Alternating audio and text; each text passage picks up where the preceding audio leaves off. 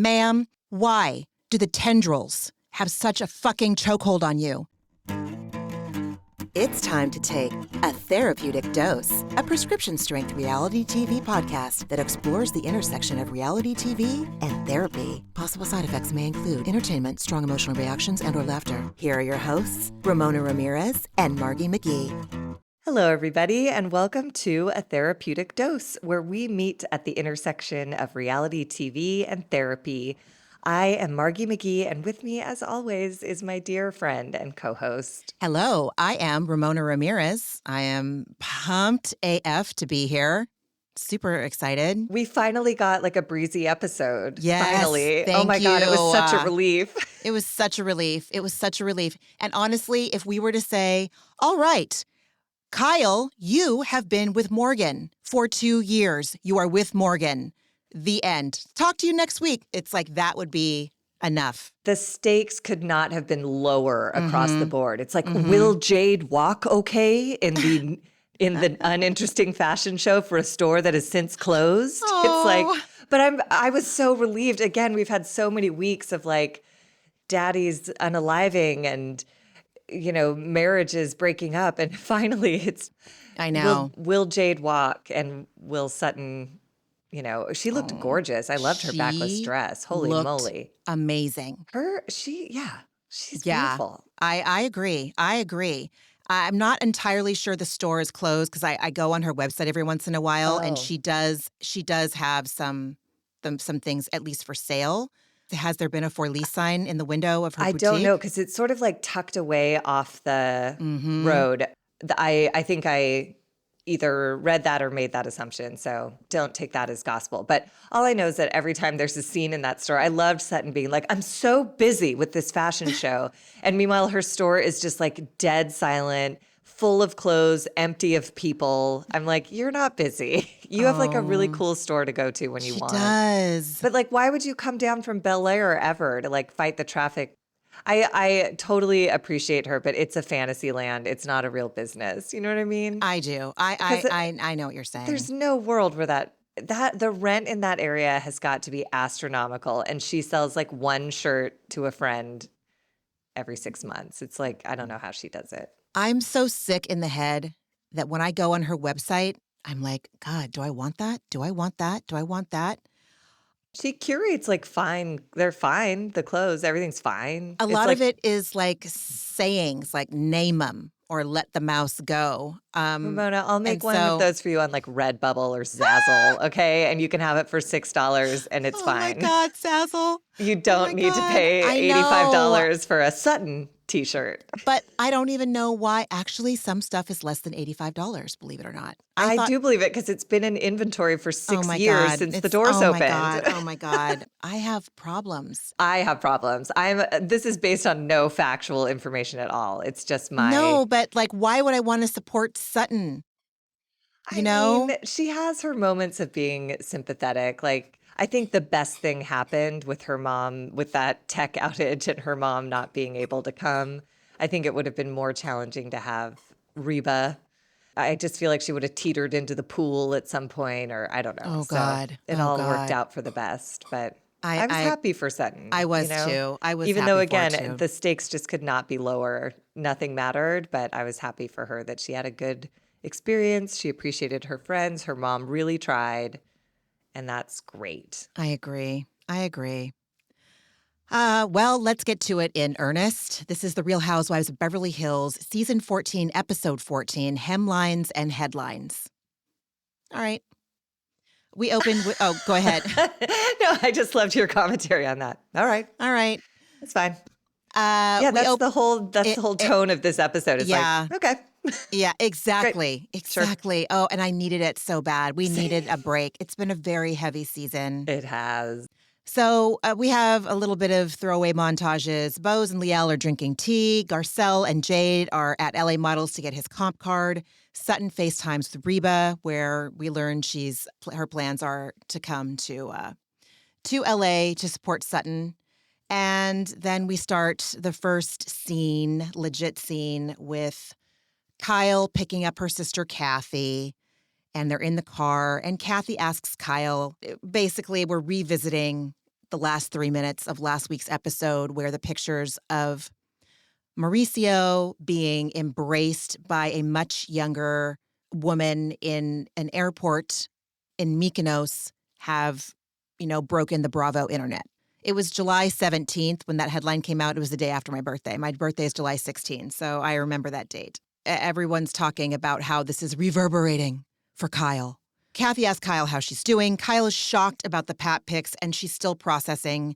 She was in the car with her assistant/friend Jen when Jen broke the news, and Jen said she couldn't feel her legs. If I were in Kyle's position, regardless of whether or not I had been with Morgan Wade for 2 years and again appeared in a music video where I was quasi making out with her while wearing a BDSM for beginners harness. I don't know what the fuck I'm talking about. Listen, I know nothing about that scene, but I just like to make fun of her. I lived in San Francisco for a few years, and they have something called the Folsom Street Fair, I believe every summer, where everyone, the point is you go either naked or clad in your BDSM wear. And so I feel like because of that, I have the authority to put down Kyle for wearing what she was wearing. I don't. I'm just going to say I don't have any authority on that. So please just don't give me any mind. I am not the alpha and omega about BDSM wear. I'm sorry. That rant just made me laugh so hard. That was hilarious. I did not see that coming. And I enjoyed it very much. I did, when Kyle mentioned that Jen said her legs went numb when she saw the picture, I do know that feeling when you are the first one to receive information that is going to devastate a friend. There's a physiological response that happens in my body too. So I really felt that for Jen. And then like you, I felt less for Kyle because I'm like, I get it. Again, it's really hard to see that. And I didn't realize it wasn't just a picture. There was video of Mauricio and this girl and her perfect high butt walking down the street and in a G-string under she looked fucking great. She looked incredible. As she should. I'm a big believer, and I'm so glad I wore crop tops and short shorts. When I was in my 20s, I pushed the boundaries of how little clothes I could wear, and I'm so glad I did. It's so fun. So I'm all for this girl, and I really was not in the mood for all these women being like, she's half her age. It's so is Morgan. So is Morgan. Okay, can we just not be like this? But Kathy does say, she's like, I knew we'd eventually see something like that. And then Kyle boo-hoos about seeing it. I had to see it like everyone else on TMZ. It's dude, you put Morgan Wade on a call sheet last year. Is that better? It all seems terrible. It's time to get on with it. You're both getting on with it, and you're high profile people. So you're going to wind up in tabloids, whether you call the Paps or some weird Bravo fan at an airport takes a video. It's true. And Kyle, that's your life. Isn't just first of all, I hope that everyone is aware that every time we see Morgan and Kyle, okay, I'm not going to say every time. I'm going to say that often when we see Kyle and Morgan in paparazzi pictures, again, within the last 6 weeks, I think they were leaving a popular brunch spot. They were spotted not long ago with Lisa Rinna outside of a Starbucks. Kyle knows too much about how the paparazzi works to not have staged some herself. Yeah, I'm okay. sure. Allegedly. I'm going to say allegedly. If she didn't call him herself, you have to know when you go out to these places that if you go to a Starbucks on Robertson, you're likely to get, there are just certain places around town where if you haven't called the paparazzi, the hostess will once they see you have a seat. So Exactly. So where the hell was I going with this? Yeah. So but for 2 years, music video, getting a tattoo, immediately following the scene where she's rejecting Mauricio's attempt to kiss her while calling her love bean and saying, don't get more tattoos. You can see the ick all over her. Yeah, it's so hard. I mean, it's weird. I just fluctuate back and forth between being totally impatient with her and then being remembering what my breakups are like. And there's a place in all of my relationships where I know this is not going to work long term. And it's so hard to let go of everything that was lovely about it. Mm-hmm. And it feels like this is the thing that pushes them out of that in between. And so be it. Oh my God. I remember I was on and off with someone for around 13 years. And he was someone that I don't want to sound arrogant and say like it was up to me if we could be together or not. That's not true necessarily, but I knew that I was significant in his life. Let's say that. And I remember I had heard that he had started seeing someone, and I went to his Facebook page one night, as one does, and his profile picture was he and this woman that he was dating, like walking. And I can still remember the visceral feeling of my blood running cold, starting with like my sternum, blooming in my like stomach area, and then ricocheting all the way down my legs to my toes, feeling like the wind had been knocked out of me. Just this utter palpable devastation, rocking through my body. And so I can't fault her. I can't fault Kyle, And it's regardless of what she's seeing. I don't know. I mean, I can't speak for being in another relationship while seeing those photos. I mean, that's the piece that she keeps hoping that we'll all forget. And it's just like Dude. that. We can't forget it because you made it your story last season. Yeah. So that can't happen. But Kyle does say, she says, I don't want Mauricio to feel guilty because he can do whatever he wants. But then she's like, but why were you being irresponsible? And she wasn't. He wasn't. Dude. Like, it's the nature of being a high profile person. Like, he did the best he could going to a private airport, and he got pictures, whatever. And maybe the girl called it. I don't know. But I didn't like this when Kyle said, is Mauricio going to act differently toward Kyle now because whoever he's with now won't allow him to be friendly with Kyle? And I'm like, don't put that on the girl. It is always up to Mauricio how he is going to act with you. And he will leave a girl if she's a type who is like, you can't have any contact with your ex-wife. Or he'll stay with her. Like, my dad and my mom remained friendly for years. And then when my dad met the person he eventually married, she demanded such a mandate, and he followed it until he started drifting into dementia, forgot about it, and then reached out to my mom. And but it's been nice. They've had some nice old people conversations about things that only they can reminisce about, their days at Michigan Law School and like things that people in cognitive decline really thrive on. So that's been lovely. But that woman did put down the Band-Aid, and my dad said like, cool, fine. I guess my point is it's not about who Mauricio's with. It's about Mauricio, how he chooses to treat you. Do not say that some 25-year-old is going to allow him or not. Come on, dude. That was disgusting. Yeah. I agree. It was. You have daughters. Disgusting. Don't make that their problem misogynistic. either. Yeah. I know. I agree. It was gross, which is, shocking coming from Kyle. Shocking. I wrote, Yikes. just get a lawyer and get on with it. I mean, come on now. Yeah. She did say that she thought about texting Mauricio saying, who is that? And then she caught herself and said, like, that's none of my business. And I just wrote, good work, therapist, life coach Jamie. Also,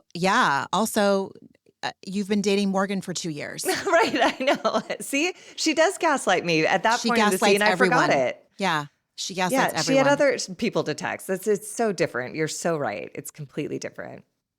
Then we go to our next unlikely coupling of Erika and Martin Lawrence Ballard, and we see Erika's updated decor, and once again, it's fine. I don't know. It's fine. There were a couple of them that I had to rewind and squint to be like, what's different? Oh, the chairs are white instead of green. Like, I don't know. It's fine. I liked the curved benches. They were kind of like a rust brown or a light rust brown. Mm-hmm. And I liked the round table. These are all living room things. I liked the kitchen table and chairs. But yeah, I wasn't blown away. I Total also shrug and totally in alignment with the tone of this episode. Just like, all right. It's a little different. She's gushing with Martin, and then in her confessional that, she's smiling, her razzle dazzle is back. And again, I'm not saying she doesn't deserve nice things, but I am saying it's hard for me to watch it. Basically, she spent time in the zeitgeist being a pariah, but she kind of, not that I am allowed technically allowed the right to say what I'm about to say. My opinion is that she did not show sufficient remorse or any restitution and really just obliterated the livelihood, the careers, the life of two independent designers. I believe one of them of color. I'm not sure if both of them are. And she didn't do any work through those years that she was a pariah. She just kind of bided her time until someone else came and took over that moniker. You know what I mean? That's what she's doing again here, I think. Exactly. And that's why I'm not judge, jury, executioner. On the cosmic scoreboard, I don't think she deserves this. It's not up to me. I'm just saying. Certainly later in the episode, they show the headline that Tom Girardi is part of what he's being tried for is funneling $25 million into Erika's bullshit career. In that scene, she's talking about how, like, I don't look, I choose not to look. I'm like, you're just choosing to turn your back on those people, your responsibility, and what actually happened. Because again, if that had been my story, I would have been sick to my stomach until I found a way to make restitution. I do not know how she gets a Porsche and puts it on TV like that's okay. I know. With a ribbon. It's all so tainted. There's like a tsunami wave like right behind her, and I couldn't live like that. But she just has her back turned to it. She's able to let that not bother her. But could not be me, as the youth say. Couldn't be me. Mm-mm. Her mom, Renee, arrives, and Renee meets Martin Lawrence Bullard, and her mom says that Erika did need a new vibe. She's a mom. She's being a good mom. You're right. All right. And it did, again, later they have a conversation where I think any mom would be glad just to see their daughter on 2 feet and above ground. You're right. It sounds like Erika visited some pretty dark spaces. So I'm not a mom, but as an aunt and a godmom, I think I'd just be like, I'm so glad you're here. I really don't care about anything else. I'm just so glad you're here. Okay. So you're right. For Renee, you're right. I give Renee a pass. You're right. They go see the hot spot, a.k.a. the bedroom, and just, I don't know. Renee is a stickler for perfection, doesn't want to see seams, whatever. My takeaway from this whole scene is just that Martin Lawrence Bullard is an incredible salesman because he tells Erika, like, you have an elevated vibe. You seem great. And then in the bedroom, he's like, this is really a room for you to star in. And I'm like, God, you figured out her language. You are speaking it to her directly, and you will always have a job. You're great. Okay. Yeah. He's a salesman. Yeah. A photo of her above the bed, right? I didn't see it. Sheen Shea style. Whatever. Well, speaking of, she shows up. What? Not welcome either. Not unwelcome. Did so not confused. need. It was not. My brain short circuited. Same. But first, we arrive with Kyle and Kathy at the Bedford Breast Center. And I always do appreciate this, that Kyle gets this on the show pretty much annually, her mammogram. She tells us that Big Kathy, her mom, waited 5 years in between mammograms. And for anyone who doesn't know, it's supposed to be an annual exam.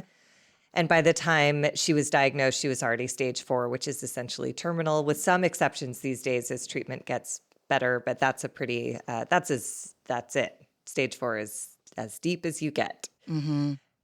I also like that they do it. Kyle talks about doing it in spite of her anxiety. I love that last year she brought her friends. This year she brought her sister. Like, you don't have to do these things alone. You just have to get them done. If you haven't, please schedule one. If you have the means, if you have the insurance, if it's been a year and you are of the age where they start recommending them, please. And the technology is so advanced now. I'm sure I've told this story before, but on my first mammogram, they found a cancerous lump and they took it out and put a radiation pellet in my boob that dissolved on its own. Like, it's so not. So in theory, I had a breast cancer diagnosis, but I'm considered stage 0, which means like my boobs know how to make cancer, but they don't, because I had one minor surgery, and a radiation pellet stuck in there. Like, it doesn't have to be so dramatic anymore because the technology, they found it when it was so tiny that they could just get it out. And I had like frozen peas on my boob for 3 days or something. And that was it. That was my recovery. Like, that's miraculous. Totally. I turned 40 in Chicago, so I got my first mammogram in Chicago, and they found abnormal cells in one of my breasts. And I did a needle biopsy in Chicago. They confirmed that they were irregular cells. And then when we got back home to San Diego for a few months, that's when I had them removed, and they put a marker in my breast like, hey, this area makes abnormal cells. Keep a look on it. But so far, so good. These cells, my mom had the same thing. I don't know, but get your yearly mammogram, please, please. So Then, go sorry, ahead. go ahead. No, you. I was just going to say that's the part of the scene that I liked. And then we just get back into Mauricio. Kyle dramatically is like, you know what I'm going to do right now? Oh, my God. I'm taking wife off of my Instagram bio. I'm just like, what is our world where that's the drama? And it comes up again at dinner with Garcelle and Dorit. I'm like, oh, my God. Okay, so. It's like we're grown adults. We are grown people. And it's wild to me that I don't want to say it's wild to me that many adults take social media so seriously, and things like following and unfollowing. It's always cause for a lot of discourse on Reddit. It's and just, it weirdly I don't has know, become man. indicative of relationship status. Like Yeah. she did that knowing that it would cause a public kerfuffle, which also, again, I understand. Like having gone through breakups, I did some weird shit too to try and garner sympathy or be righteous, or I don't know, whatever. I don't know what the hell I was doing. I was heartbroken. You just do weird shit. But this was just so fair. deliberate, and to do it on camera. And it was just like, again, after a full season of Morgan, if you didn't take wife down, like, Yeah, I don't know what dude. we were waiting for anyway. So all Seriously. right. And like, I guess I had again, I found it in myself to, pat on the back.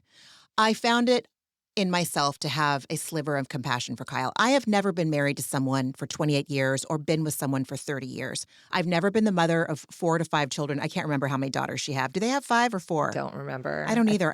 I know it's 4 at least, but 5. I don't know. I don't know. Sorry to those daughters. My point is, my identity would probably get real. Like if there was a shift in those roles, I'm sure it would throw me for a significant loop, Like I know me, but also like, okay, wife, housewife, also like where's the slash where following it is, I've also been with Morgan Wade for 2 years and starred in a video where I'm wearing a low-key bondage outfit.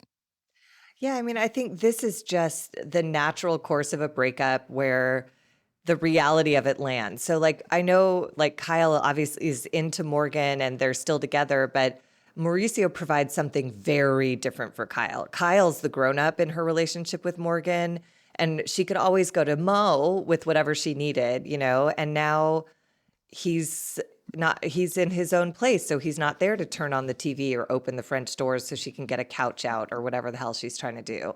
And I think she was really enjoying Mauricio wanting her and having Morgan. And now she has Morgan and Mauricio is gone. And I think she's pissed and confused. But that, again, it's just the next right step to get that relationship behind them. Or clean it up with some significant legal boundaries. Yeah, truly. What was interesting to me about this scene was when Kathy said, he's not in a financial position to pay someone off. And I was like, what? Yes, he is. That's from a billionaire. He's so rich. Kathy is so chaotic. She's so wild, man. This I don't whole get episode, I'm just like, I don't know what you're talking about. You feel crazy to me. Like her energy makes me so uncomfortable. Dude, I know. Kathy then also tries to blame the woman for setting up the paparazzi pictures. And maybe she did, but like, it doesn't matter. Mauricio's the one kissing. Like, just, it is what it is. I don't know. Yeah. And Kyle says it, I need to move on. And then the radiologist comes in to report that both of their mammograms are clear. Regular people have to wait for their results. Well, I guess that's not true. When I had my first one, they called me. I was in the car for like 10 minutes and I got the call where they were like, you need to come in for blah, blah, blah. And I was like, huh? So I guess if something is not right, they let you know pretty quick. But normal people have to wait a few days to a week to get Yeah. a radiologist to Yeah. talk to them. Yeah. But cheers to the rich. They get to find out right away, and they deserve to. That they've been through a Right. terrible trauma with that illness. Totally. Agreed. Then we moved to Sutton's boutique with Garcelle. And I just want to note, that I loved Garcelle's denim jacket with stripes and the slight puff sleeves. I was like, ooh. And then I actually went down a little kind of, like a little thought, I don't want to say a spiral, but whatever the healthy version of a spiral is. Fantasy? I don't know. I was like, yeah, but what would I wear it with? I guess I would have to get a pair of white Levi's. Ooh, I do like white Levi's, because I was like, I like wearing a denim like snap shirt with jeans, denim jeans, a Canadian tuxedo for lack of a better term. But I don't think I could do a denim jacket that specific that was different from the pair of jeans I was wearing. Who fucking knows why I have those kinds of criteria, And I also want to note that Garcelle gets out of the car and thanks Colleen by name. Fuck yeah, man. Yeah, she's super consistent with that, and I love to see it. Me too. The scene had started with Sutton looking at shirt sizes. So here's a woman who's like so overcome with busyness for this fashion show, this high pressure. And here she is just like looking at tags. I was like, you don't do anything. You're not putting this fashion show together. I don't know. Sometimes people who pretend to be like so busy and so frantic and they're so important and they actually don't have anything to do and they don't know how to do anything. And instead of just saying, I want to learn how to put on a fashion show, they just pretend to be busy putting on a fashion show. Sutton, man, I really got to figure out what it is that but that's not something my dad did. My dad was like actually busy and did shit. But this was a whole new level of like, just stop it. Maybe it's just because I've worked for people who pretend to be busy, but I was part of the hired staff that actually sweat and showed up at whatever ungodly hour to put their stupid party together. And then they come in going like, oh, this party was so incredible, so hard to put on. It's like, that lady organized it. We set it up. We will clean it up. You're not, I don't know. Oh my God. Whatever. And she said something about the extra large.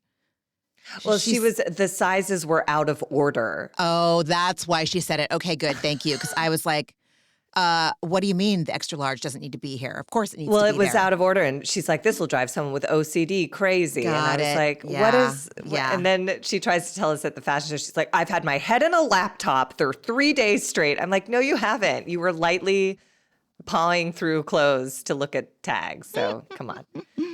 And then she immediately pours them a drink. It's after 5.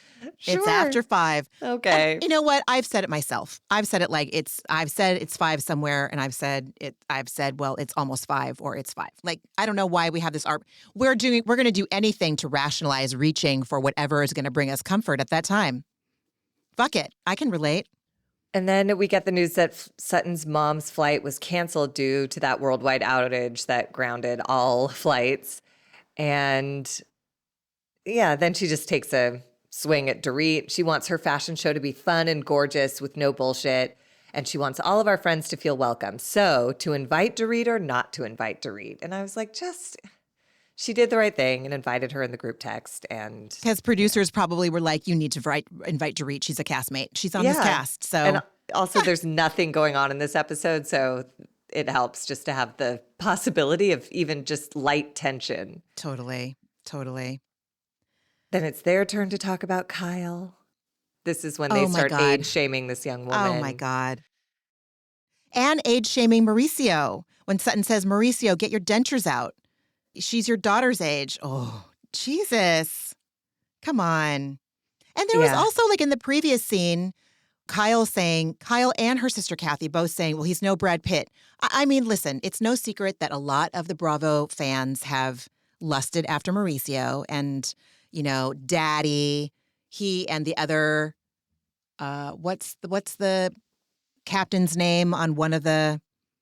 Jason. Captain Jason, right, yeah. right. Like, okay, they're not quite silver foxes, salt and pepper foxes. I don't know. But Mauricio's not, he's not PK for crying out loud.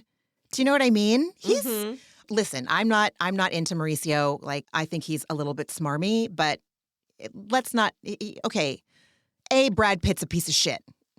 Brad Pitt should not be the alpha and omega of what you compare yourself to for being a good-looking person. Like, he's ugly on the inside, and that's all that we should fucking think about. I want to remind everybody, get your rose-colored glasses off when it comes to Brad Pitt. My point is that there was a lot of looks shaming. It doesn't work to look shame a woman, and it doesn't work to look shame a man or anybody. No. And I think part of the Brad Pitt comparison, I think, was that like there's the celebrity status is not the same. It's like this guy is a real estate agent, like a good one, a pretty successful one. But no, I'm sure both contribute. But I think, I don't know. Anyways, Sutton says in a confessional that she thinks Kyle has been holding out for Mauricio to say this was all a terrible mistake. Again, this is where I had compassion for both of them. I was like, give them both time. They're doing it. They are breaking up. He has moved out. They are both seeing other people. And then this made me laugh when Sutton says to Garcelle, we've both been through it and there's a way to handle it like adults. Oh, is that right? When Garcelle sent an email blast to her husband's entire professional distribution list to say he cheated, is that Sutton spending all last year weeping about her long-term ex-husband leaving the country? Like, you guys don't handle emotional stuff is not handled in an adult way until it's behind you. So don't. That's a really good point. That is a really, really good point. You're right. I'm constantly shocked by these women who've been through it, who are like, why can't she just like get a lawyer and get it together? It's like, because you have to go through all of the ugly parts first. And congratulations to both of you for being so far on the other side of that you're not in touch with it. But again, I haven't been through a single breakup, whether it was, someone I spent a year with or someone I spent 8 years with, that hasn't had that. There's a spell when it first ends where everything is just wild because your identity is ripped away on that front. So Yep. Anyways. Then we moved back to Erika Jane's house where she and her mom, Renee, take a bottle of rosé champagne to go drink on her refreshed cabana, which I was just like, whatever. Give me Bose's backyard a million times over Erika Jane's cabana situation. They cheers, and Erika again says that this remodel, this refresh of her living space is a symbol of starting over. Renee's proud of her because she knows what she's been through with Tom. And then Erika's confessional, she says, there were dark days. It was too much. There was no way out. And I'm proud of myself for not succumbing. Yes. And yes she said because that was a real option. Yeah. And part of me wishes that people weren't so vague about depression and suicidal ideation. I wish she'd just said it, because hinting at it, it's helpful, but it also helps if you're in that dark place to hear someone who's had those thoughts and is so far on the other side that it looks like a life worth living. I remember a couple of years ago, Jennifer Coolidge gave an Emmy Award speech where she thanked Mike White. Basically, she just said, like, I didn't want to be here, and you have made it worth sticking around. She's very advanced in age by Hollywood standards, certainly. So I appreciated her saying that on a big public stage of like, sometimes it's really, really hard. And when you have good people in your life, you will discover it was worth it. So yeah, I mean, SI is real, man. It's real. It's real. And we talk about mental health and therapy on this podcast. I will just say that I have more than a handful of experiences where I've had periods where it's like, oh, that would bring sweet relief. It would bring so much relief. And then I think about what it would do to my people. And thankfully, that's enough to prevent me from acting further. I mean, and even just the darkness of like, there are no options anymore. I don't see a way a path opens up from here. Yes. Like that's a really challenging place. And I wish we could talk about that the way I mentioned last week, my therapist said when I went through a breakup, she would just say like, expect to act out, expect it. So like, if you can expect to have those dark feelings from time to time, if you're prone to them, then they're not as shameful and I don't need to take them as seriously. It's like when I learned about PMS, when I first started having my period, and I was like, why am I so upset, clumsy, and crazy 3 days a year or 3 days a month? Why? And then when a doctor said like, that's part of this cycle that will happen every month for most of the rest of your life, then I could calm down and just be like, oh, right. I feel like I'm going to cry. I'm taking everything personal, but this will pass in a couple days. Like if we could start incorporating that kind of feeling around suicidal ideation, it is so scary and the results are very dire if it's not treated. Yeah. But so much of it is the shame feeds on the darkness, feeds on the shame, feeds on the darkness, and it just becomes like a vortex of ass. So I too am proud of Erika for not succumbing. That would have been fucking awful. It would have been. It would have been worse than being able to bitch about her not giving the earrings back by miles. I agree. So I'll take this all day. Yeah.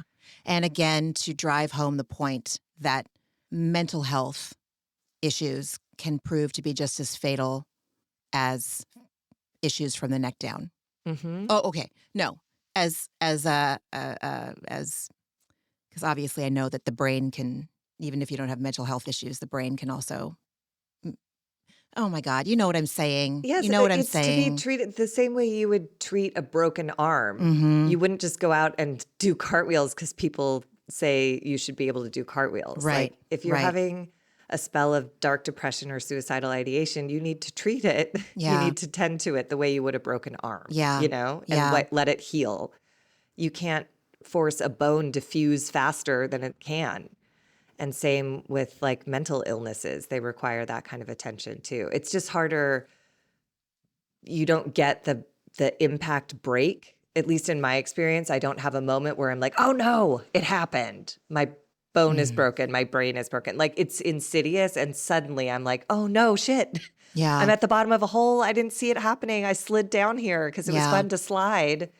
And now it's become a thing that I have to like, whatever the equivalent of a cast and that level of healing is, which Yeah. for me is like a big old team of therapists, psychiatrists, Friends. 12-step support, family, like all the things. Yeah. But, Yep. Yep. the same way you would need help washing your hair if you had a cast on your fucking arm. That's all I'm People saying. show up and do it and then it's over. It does heal. So, Mm-hmm. And to drive home the point that people are always happy to help. yes. They are happy to show up and be of service to you. If you can't change the bed sheets because of your broken arm or whatever, do the shopping for you. If you're laid up with C-section stitches, healing from that, or if you're going through thoughts where like, it is too painful for me to exist in this plane. I want to leave it. I will feel relief from my relentless misery and torture and feelings of low self-worth. They are happy. They will drop anything to help you. I will drop anything to help my loved ones. I will drop everything and anything.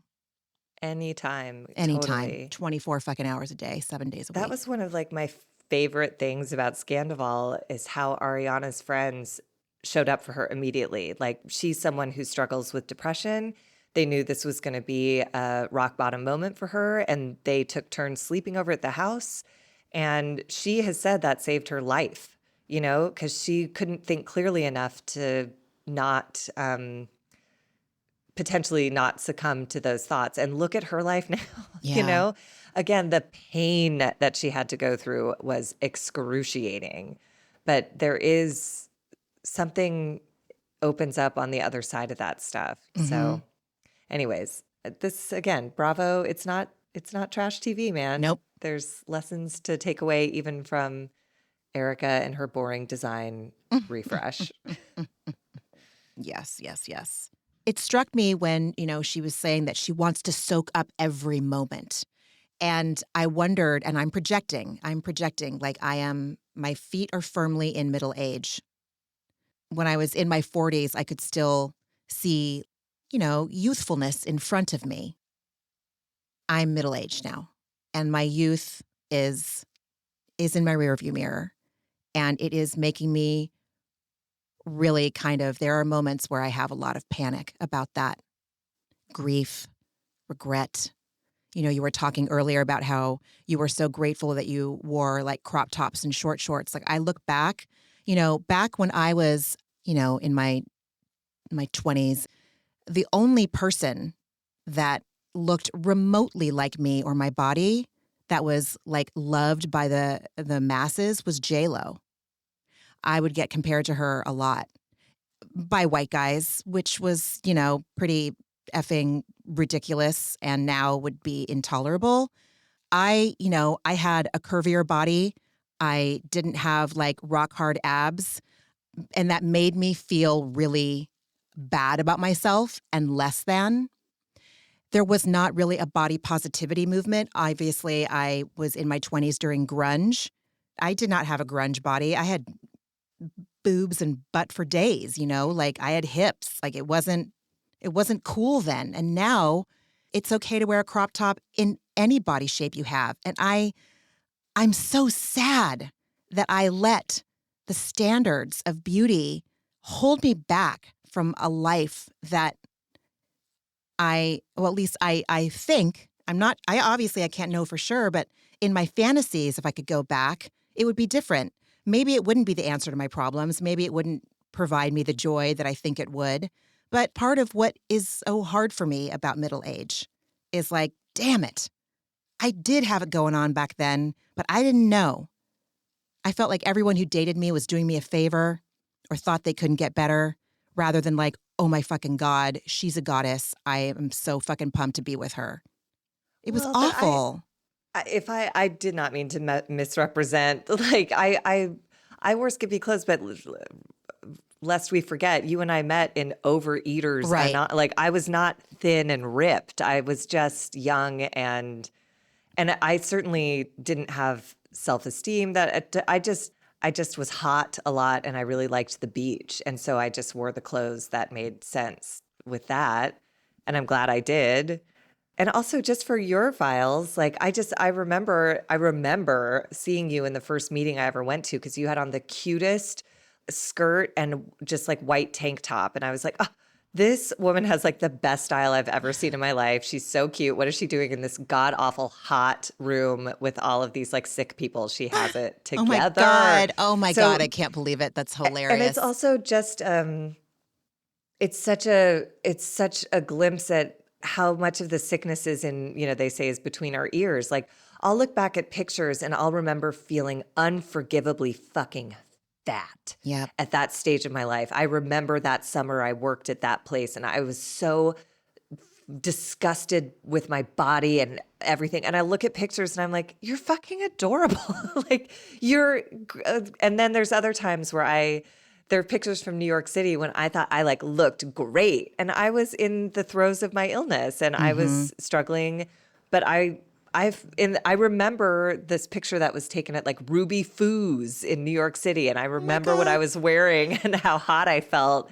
And I see the picture and I was like, oh, that was right before you got into program because you were so not well. So anyways, it's all, as they say, a disease of perception more than anything else. So. Right. Bravo is not trash. This is what I got from that scene. Yeah. That's what I gleaned from Erika going off on her little confessional about like wanting to soak it all up. Yeah, I loved that she said that. And she said it was kind of cryptic language, but I was kind of into it, where she said she wants her next chapter to be her best because she's running out of time to tell this story. And it wasn't dark. It was just like urgent and excited. And if we hadn't just seen the headline of $25 million being funneled into her stupid career, I would have been able to take that like with a very clean conscience. But it is tainted, but so be it. She says, I have a whole new life to write. And I was like, yeah, we've still got our health and energy and there's a whole new life to write. Agreed. Then we pivot across the city to go to Dorit and Garcelle meeting for dinner at Porto Villa. Again, Dorit thanks Luis for taking her drink order. And Garcelle arrives. She's not feeling well, so she doesn't really hug Dorit. Dorit says it feels like it's been at least 2 months since she's been able to answer someone's question, how are you, with I'm feeling well. Dorit moves into a confessional where she says, well, hell hath frozen over. I never saw the day where Garcelle and I would sit down, just the two of them. And I was like, you know what, bitch? I wouldn't sit down to dinner with you either. Garcelle owes you nothing. She owes you no dinners after the way you've treated her. Like, your audacity, you should be saying, oh my gosh, I'm so appreciative and grateful that Garcelle was willing to meet me for dinner. I've contributed to her discomfort around socializing with me, and my desire is that she'll see my intentions are true and that she'll feel like I really meant what I said when I apologized at Bose's wellness day. But no, we get entitled, Dorit. Oh, hell hath frozen over. Shut up. Shut up. Earn that dinner. You caused this riff. This is on you, Dorit. But she did make the effort at Bose's event, you know? Yeah. I don't know if I buy it yet, Margie. I don't know if I buy it yet. But I think that's fair. I'm with you on that as well. But I feel like it can't be absolutes. It can't be you fucked everything up and now everything's fine. It has to be like the baby step of saying, I recognize that I have made you uncomfortable. Will you have dinner with me? Yes, we'll have dinner. And like, I don't think anything is going to come from this dinner that's going to make them mend fences, but I don't know. It seemed to me like Dorit thought, oh, okay, I said what I said at Bose's wellness day. Obviously, and Dorit's in a really humbled place right now. Like, she's in a very that's why I believe humbling her, place. Because I think she wants something too soon, though. Which is fine. I've been guilty of that too. Like, when you fucked up and the person isn't done being hurt and available to forgive you yet. Okay. It's so uncomfortable. Right.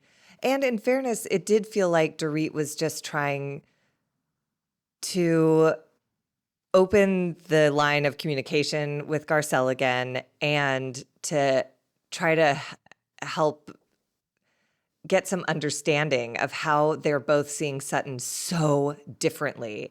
And to Garcelle's credit, she conceded when Dorit said that Dorit says Garcelle has rose-colored glasses on when it comes to Sutton's behavior, that Sutton can do no wrong while Dorit is a raging bitch. And Garcelle goes, you were. And Dorit said, but at that party, and then we get the flashback to Sutton absolutely just money shaming her into the ground. And Dorit says she wasn't cruel to do that. And Garcelle says she was cruel. And I appreciated her for that. And Dorit then clearly stated what she wants, which is, I think saying something in the moment would be refreshing.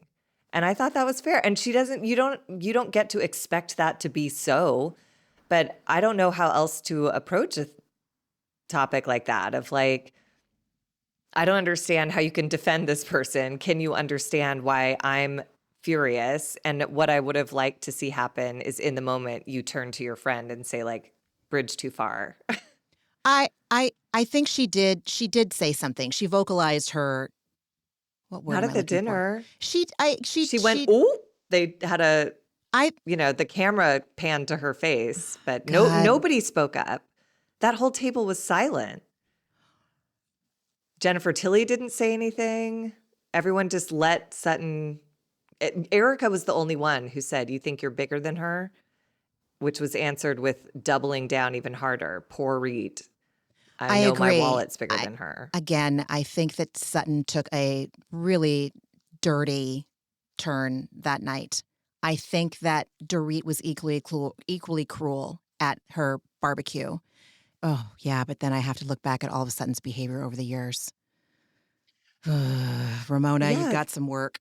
No, that barbecue was a disaster. Both of them were awful, but I don't know. I didn't appreciate that she said Garcelle is doing Sutton's bidding and constantly defending her. Garcelle is nobody's lapdog. Garcelle also calls out Sutton, when they're just in their scenes together. Again, I've spoken about how I do like that Garcelle accepts Sutton warts and all, but I don't think that she's not out there doing Sutton's bidding. She's not Sutton's yes person, So I thought that Dorit was wrong in that. Yeah, I mean, Ah. I'm with you. I just think they're on a path here, and I don't know if it'll lead anywhere, but I appreciate them both showing up and like trying.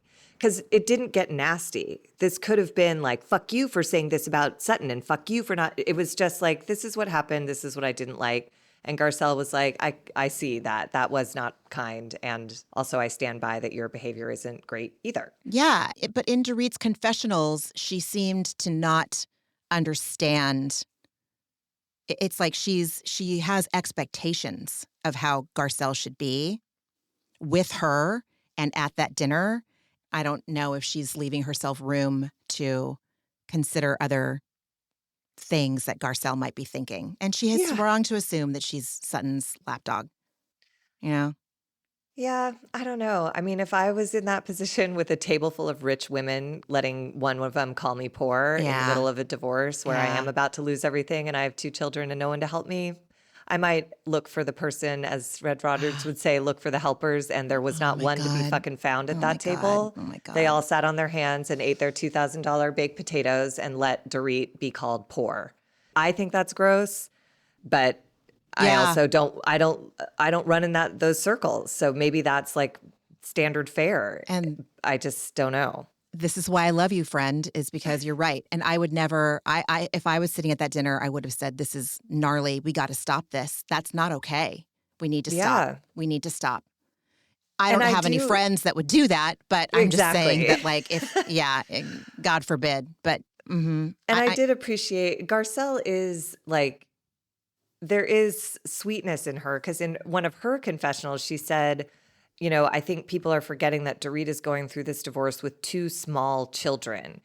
It adds a level of difficulty to the whole mess. And she talked about how she went through her divorce with 2 children. They are now 16, and she is still struggling with the relationship dynamics that are born of such a thing. So, you know, she's. I don't know if they'll ever be friends, but I think they can get to a place of like respecting and understanding each other from a distance. Totally. You know, they're going to be able which to is be good enough. coworkers for their Yeah, durations as exactly. cast members on this show. Yep. At one point, they talk about Kyle. Garcelle brings up the pictures of Mo. She says a blog reported Kyle took off the word wife from her Insta bio. And in Dorit's confessional, she says, separated or not, who the hell wants to see pics of your ex with another woman? If Kyle was thinking of reconciling with Mo, like, is that even possible now? And it's true. I think we can all agree that seeing pictures of your ex with someone else, it makes your blood run cold. Yeah, Truly. it's the next phase of like, this is over when you actually are. And also, faced with Kyle is it. with Morgan and has And been with also, Morgan for years. she flaunted a That new should be the relationship. refrain Right. after every single time we bring up the storyline. Yes. Yes. And Garcelle says then Kyle was papped at one of Morgan's concerts on stage on the side. And she says, is that Kyle's way of getting back at Mo? And then Garcelle says, if you don't want rumors, don't do a video, the one I always reference, and don't pick someone up from the airport. Yeah, dude. Or also, Full I hip. appreciated how she ended that. Garcelle just says, just say, let's move on.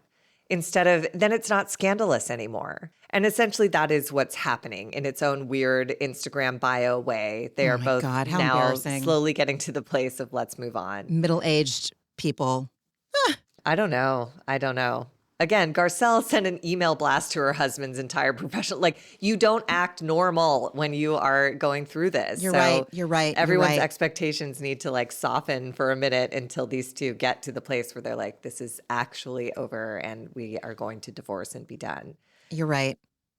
Yeah. And I loved Garcelle for laughing about Kyle being so public with Morgan. And Me she's like, too. what is this? What are we even doing? Exactly. This has all been going on. It's not news. And then we go to Sutton's fashion show venue. Mm-hmm. And Sutton and Avi are unpacking the car. Jennifer Tilly arrives. She looks adorable in like a t-shirt and jeans. I was in Adorable. love with her. Oh my Adorable. God. She was so cute in that moment. Uh-huh. Kent is in the opposite of a t-shirt and jeans, dressed to the nines with a full blowout. Loved it. Oh, and then I wanted to ask you this because I don't know what's going on. Sutton said press is going to be there. Vogue, I understood. But what's WWD? Should I Women's know Wear what Daily. Okay. Women's Wear Daily.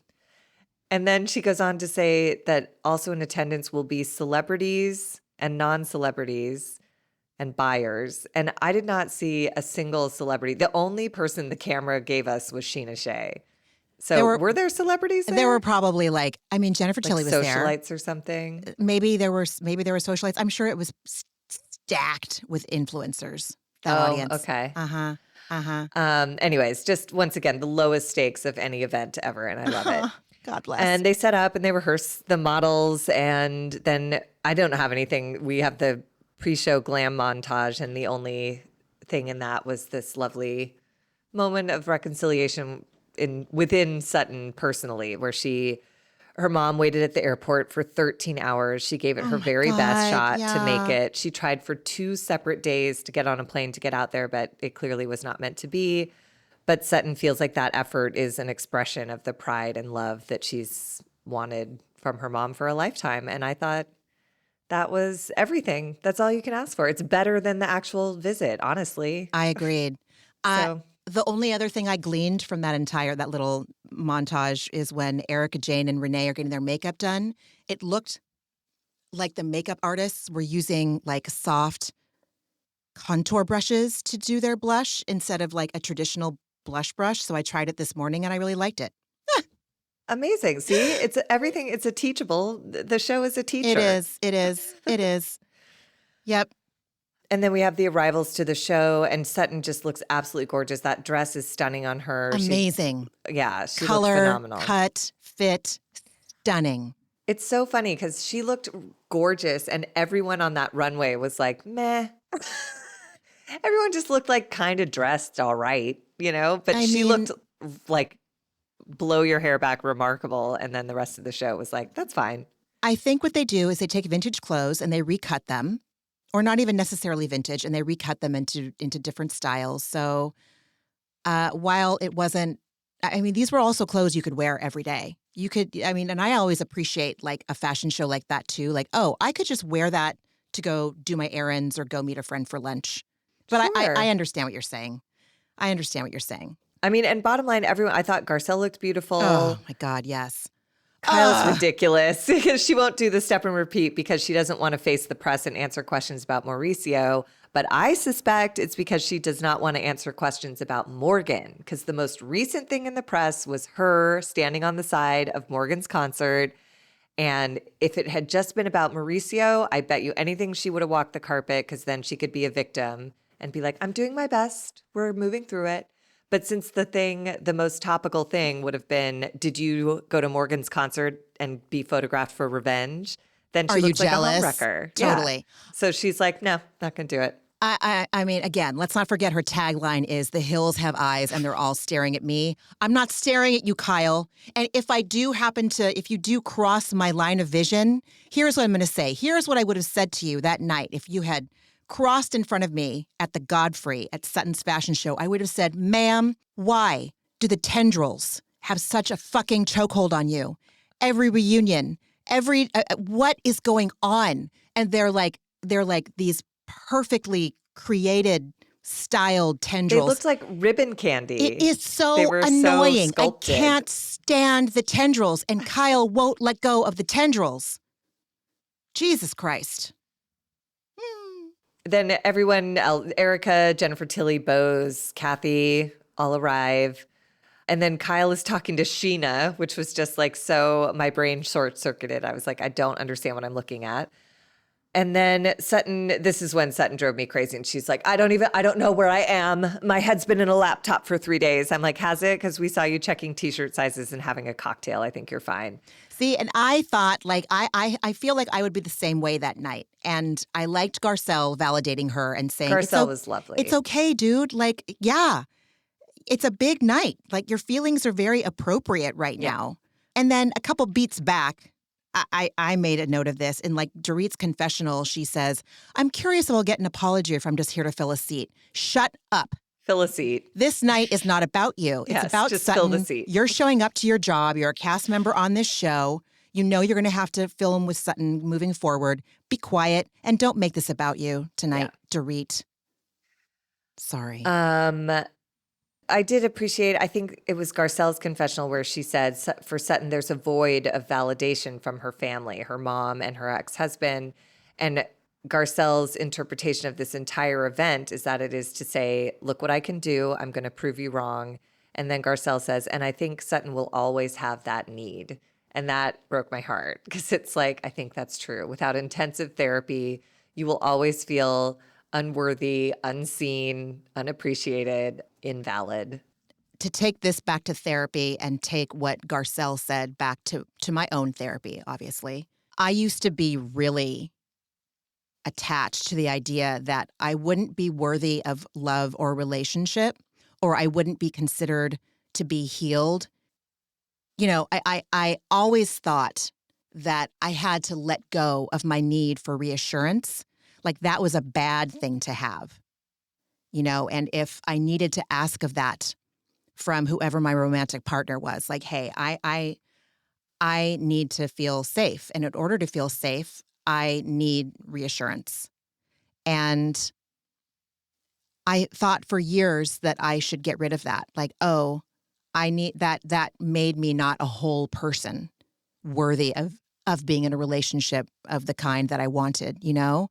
And I had a therapist once say, Ramona, you might just be someone that needs reassurance. Some people might be someone that like needs a night to themselves. Someone might need you to do the dishes without being asked, to feel respected. You are someone that needs reassurance. And I remember, like, I can still feel it in my stomach. Like, I remember like being shocked. Like this was a revelation. Like, wait a minute. But all these romantic self-help books, like how to, you know, calling in the one, oh, Jesus Christ. I look back at the things I did and the way I thought about myself. I'm really sad. I didn't need to work that hard, I don't think. But who's to say it didn't all contribute You're to where right. you landed? You're right. Like, You're right. I can't buy into all of that stuff was for nothing because then I really will have wasted my whole life. You're right. So You're right. I just You're have right, to Marky. feel like it informs everything, even if it's to be like, this isn't for me. Yeah. I don't believe in this. But it's interesting what you're saying because it's that adult child of an alcoholic thing of I am not allowed to have needs. Oh. So when someone says to you, you might be someone who needs validation. It's like, oh, but I'm not allowed to have needs. What do you mean? I'm allowed to ask for that? Mm-hmm. Like, yeah, it is. It's a revolution to hear that I'm allowed to be. Not imperfect isn't even the word. Just a human being with needs that may differ from other people.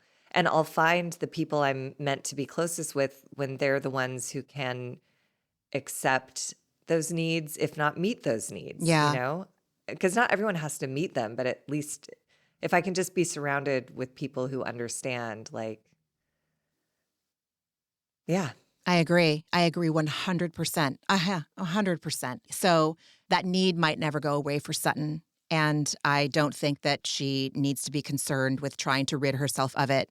I think that it would behoove her to find a way to live with it where it doesn't cause her pain, but so be it.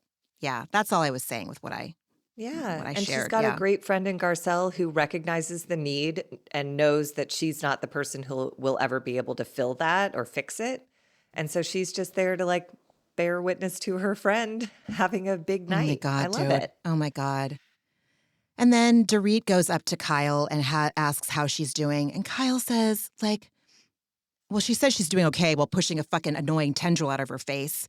And then she does like the damage control and attempts to shift the narrative by saying, I know TMZ said I was at Morgan's concert to make Mo jealous. And then she's like, you know, Mo doesn't even get jealous. Shut up, dude. Shut up. That was so obnoxious It and was. scripted and annoying. And then Kathy thinks she broke her knee for a second. Like, everyone's crazy. I just to go back to that scene a little bit, the where Dorit and Kyle are talking, you know, Dorit says you can have a little discretion. And Kyle says you can have a little bit more discretion than that. And I wanted to just shake Kyle and say, is the discretion in the room with us now, Kyle? Was it in the room last year when, once again, you did it with a call sheet? You did it with a call Morgan sheet. Wade was mic'd and made up for camera. So is that discreet? Honestly, what are you doing? I don't know. I want to be clear, Kyle. What is the discretion that you are referring to that he could have had? And also, I don't believe that Mauricio called the paparazzi. Maybe that young woman did. but it's not relevant. So he didn't act with indiscretion. He didn't act flagrantly.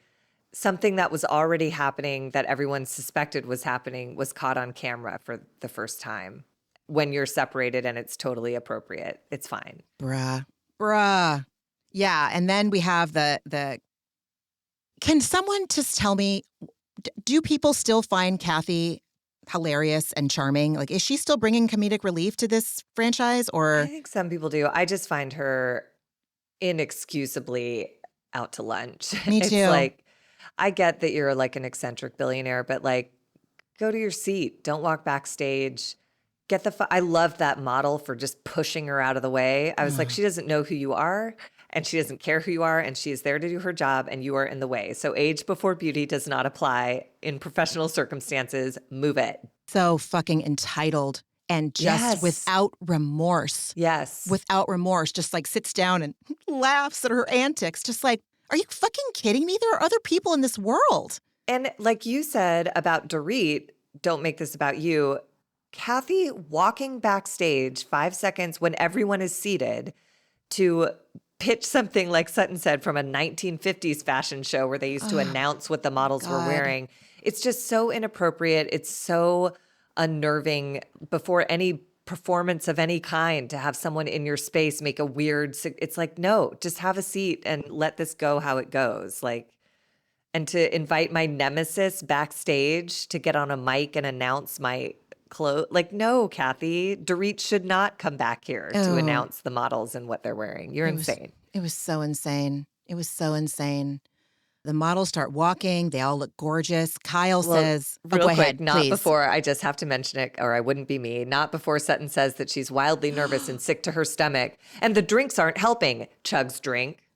I was like, girl. Margie, it was And then, again, so...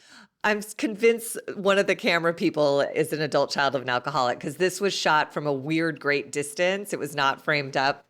So I don't think she knew this was going to be on camera. She says, I'm nervous. I'm sick to my stomach. The drink's not helping. And then she pounds her drink. Pounds her Okay. vodka, lightly dusted with some ruby red grapefruit juice cocktail. Yeah. Margie, it was astounding. It was a total behind the scenes documentary style shot of what Sutton did. I noticed that too. It was incredible. Pretty hilarious. Mm-hmm. And just so unconscious. Like she's. So then her. so go yeah, ahead. Go ahead. No. We're on to the fashion show. And then her castmates can throw her mildly under the bus, Sutton under the bus. First, Kyle says, and she sounds like mildly shocked. Well, this looks professional. Erika Jane says Sutton isn't going to win the CFDA new designer, but she applauds the new line.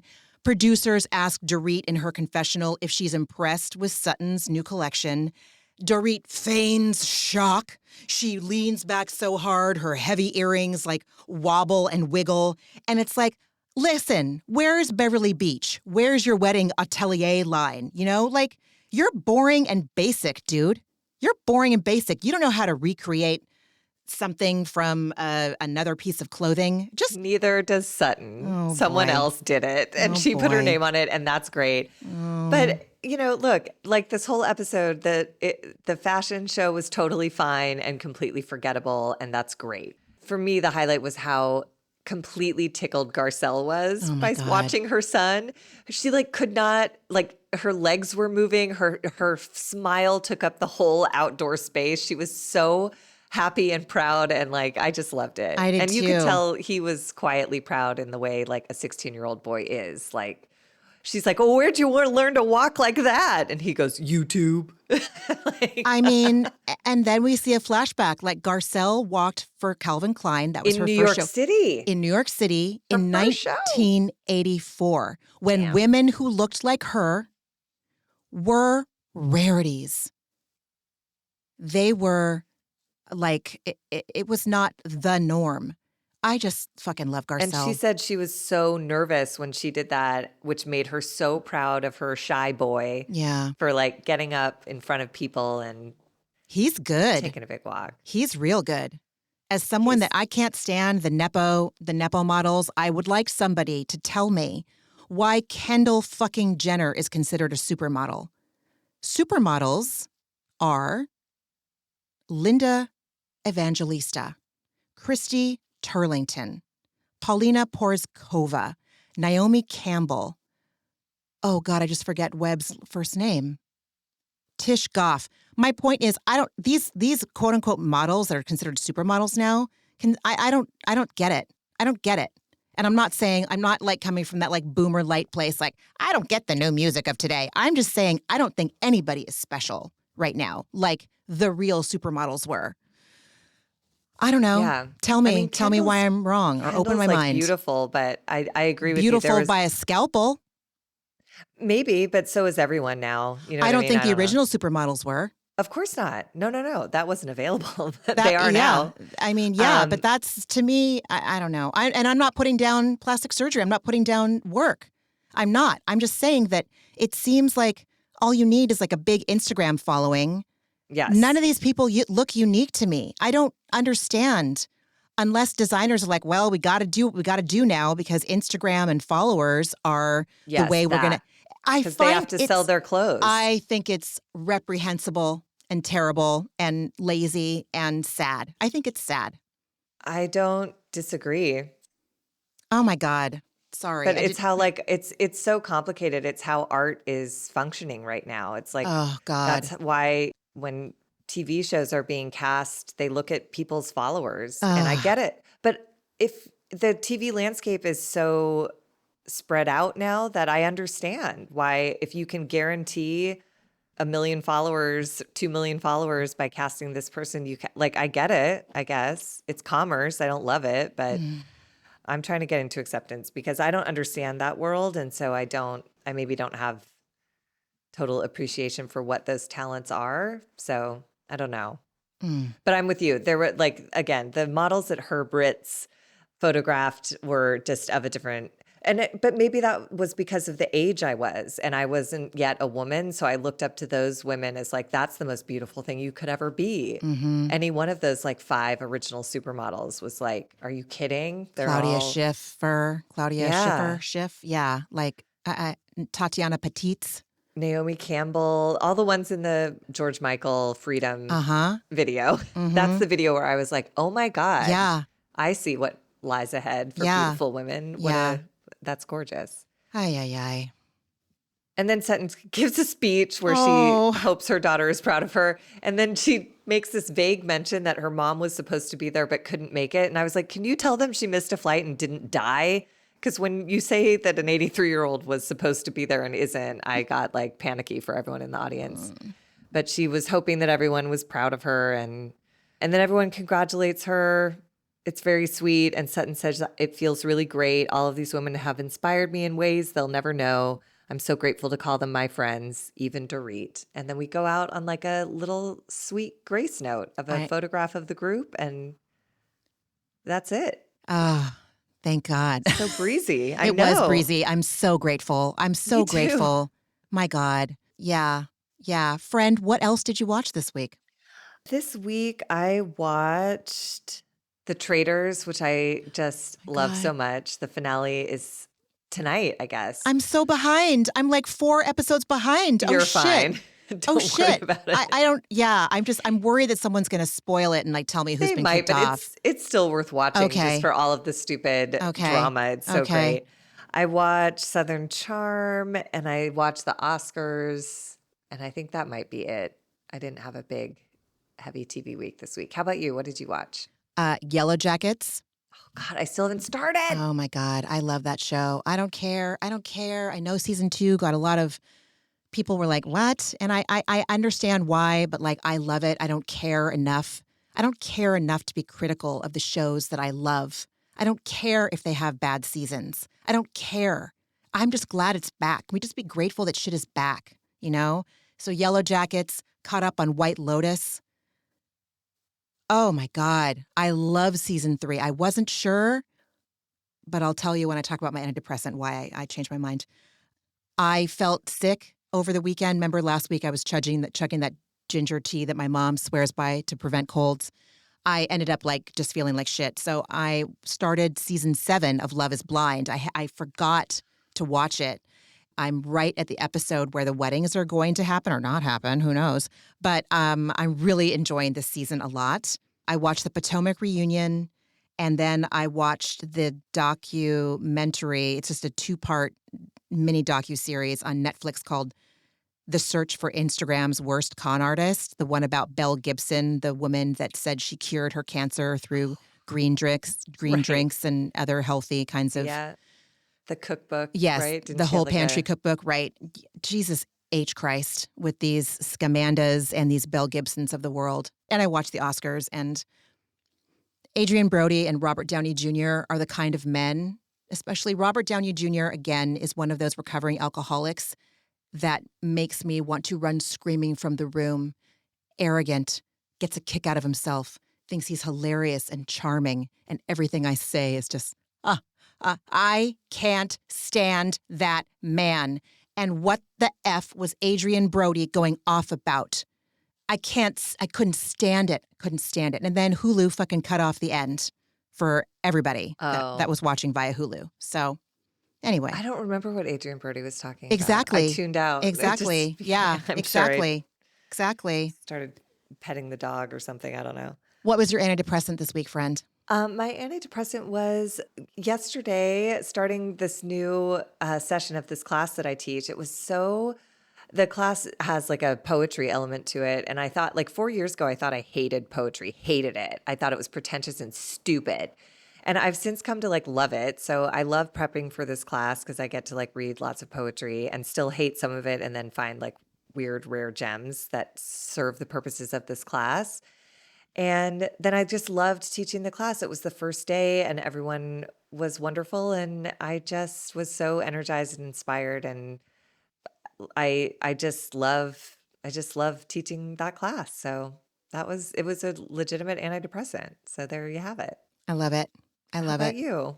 Well, finally, I actually have some instead of like, at the big last month, there were a couple of episodes where I was struggling to find out what an antidepressant I could pick from. I'm continuing to gain benefits from meditating imperfectly.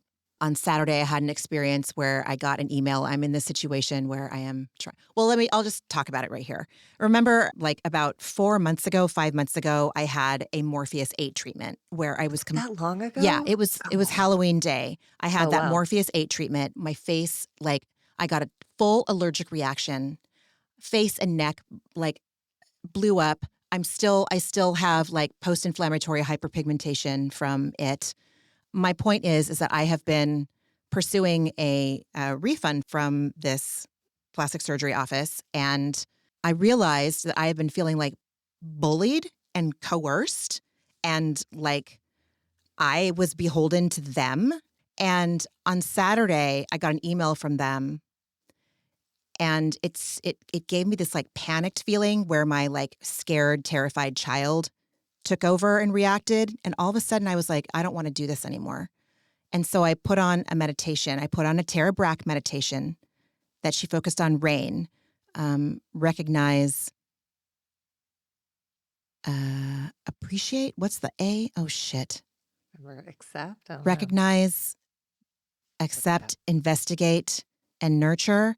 So my point is that I did a meditation. Instead of like starting to doom scroll to check out, I even had a thought like, oh, there's Doritos in the cupboard. Like instead of just sitting in my bed, just like racked with fear around this situation that I felt I had no power in, I did rain.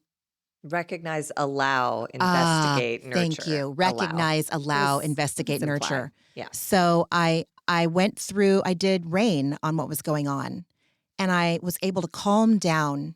My adult self came back in the driver's seat. And I was like, I finally realized for the first time since this whole situation started, Ramona, you have agency in this. These people are not the boss.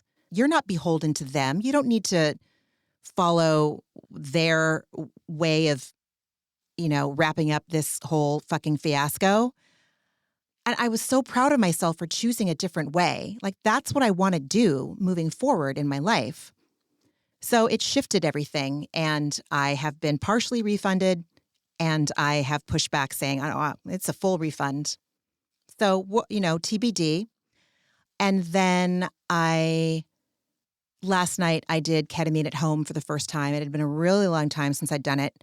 I asked my therapist, what intention should I set for this? Like, because you're supposed to set an intention, like what's your goal out of this out of this journey.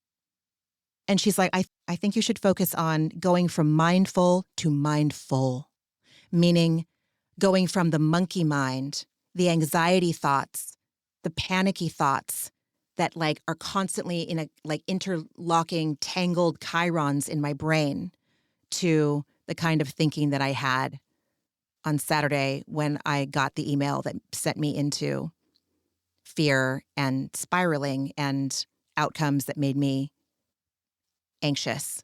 And so I did that like TBD, but I realized like I went to Thailand in my trip. Like I went to the White Lotus and I met with the characters, and I understood them.